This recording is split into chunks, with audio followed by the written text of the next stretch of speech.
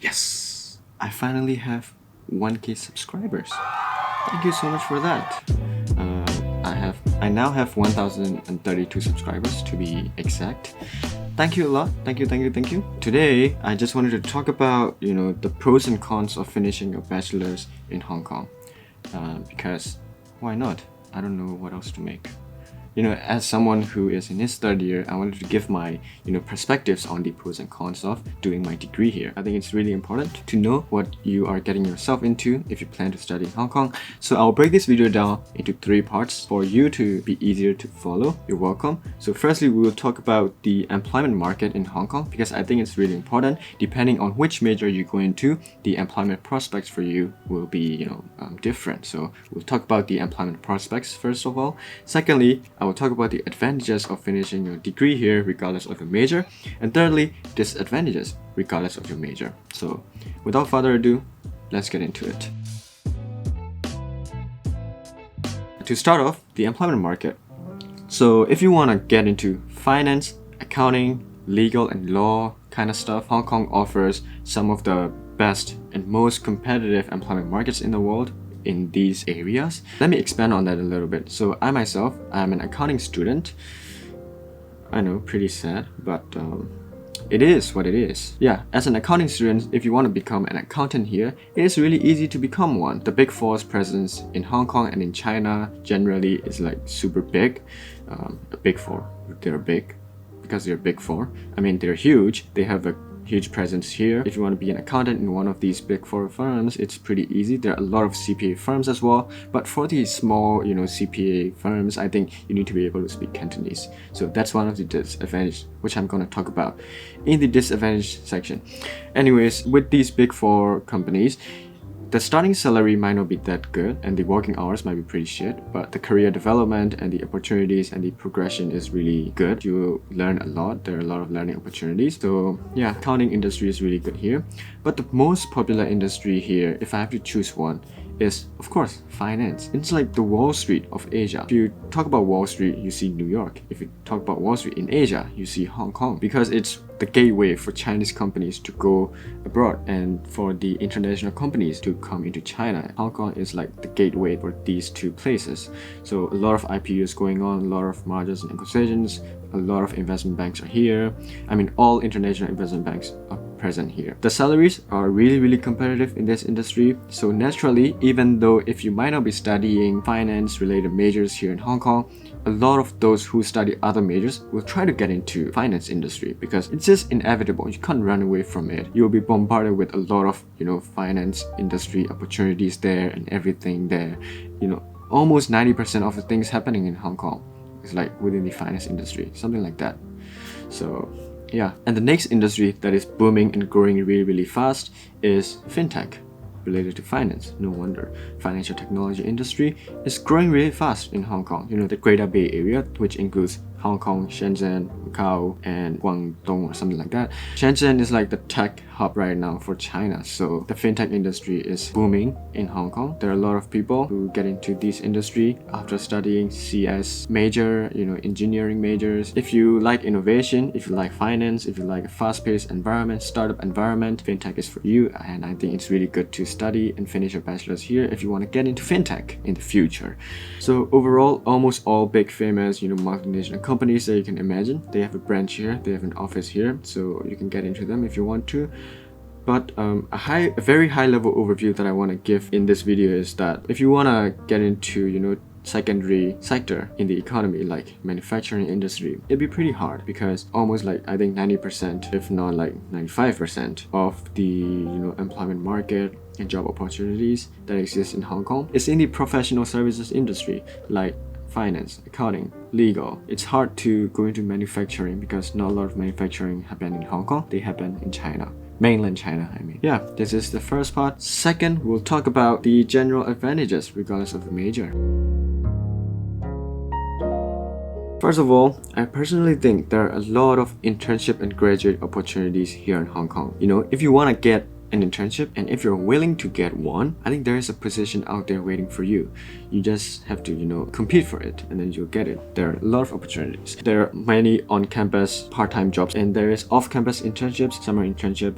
But if you're an international student, be aware that you can only work for outside companies off-campus internships during the summer term, which is from 1st of May to 31st of August, unless you get special endorsement from your department or university. So there is that. But there are a lot of graduate opportunities as well. Graduate trainee program, banking talent program, management trainee, graduate employment scheme. There are a lot of programs like that, and the government really support the companies to hire graduates. So I think it's really, a big plus to finish your bachelor's here. So second advantage is relaxed visa policies. Because I've talked to my friends, and my brother is in US, I've talked to my friends in UK and all. To get the working visa after graduating is really hard. But in Hong Kong, even if you don't get a job, once you finish your degree and once you graduate, you can apply for something called an IANG visa. That is, what is it called?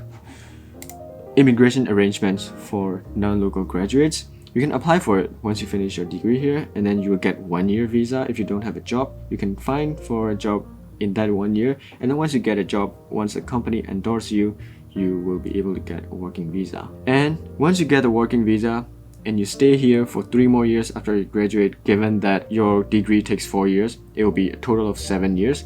So after that, you can apply for permanent residency. You will get it for sure if you stay here for 7 years straight. So the visa policies here are really relaxed compared to other countries, which is pretty good, I think. The third advantage is that it is a great stepping stone if you want to continue to study masters or PhD. I have a lot of friends who continue to do masters once they finish their bachelor's here, and they are now doing their masters here with fully funded scholarships, and they can fund themselves with their teaching assistant salaries. They just have to do the research work for the professor together, and then they can provide for themselves. It is great, I think.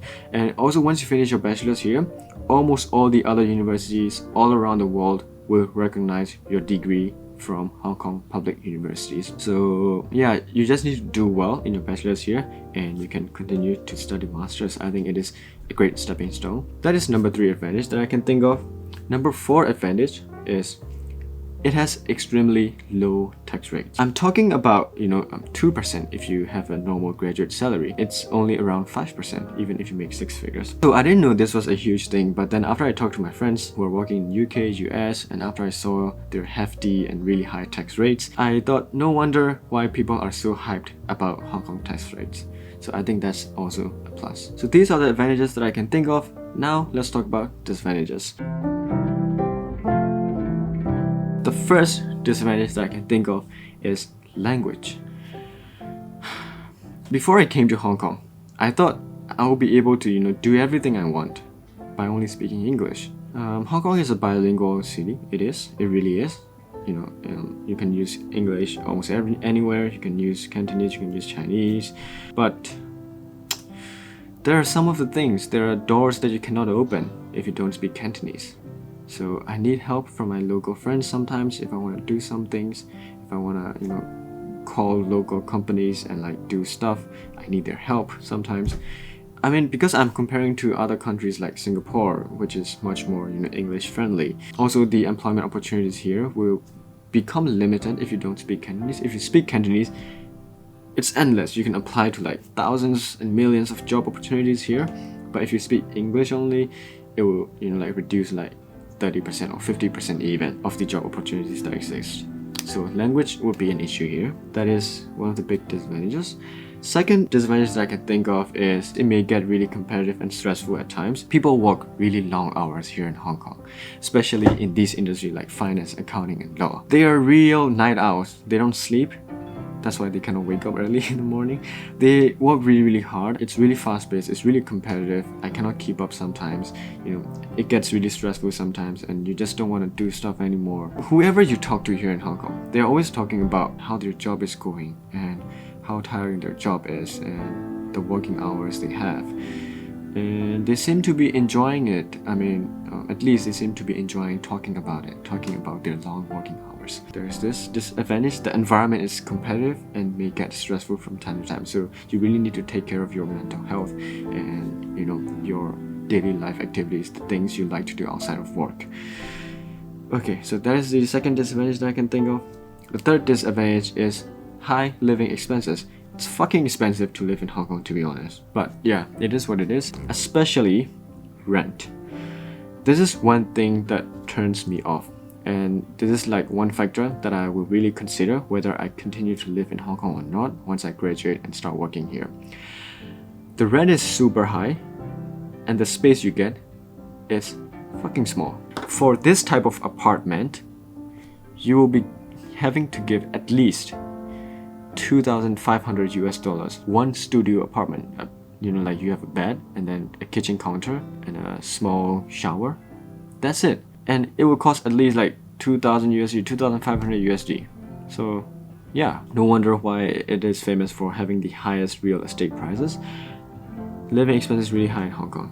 That is the big major disadvantage. And the fourth disadvantage that I can think of, I don't want to talk about this, but I have to, is unstable political issues.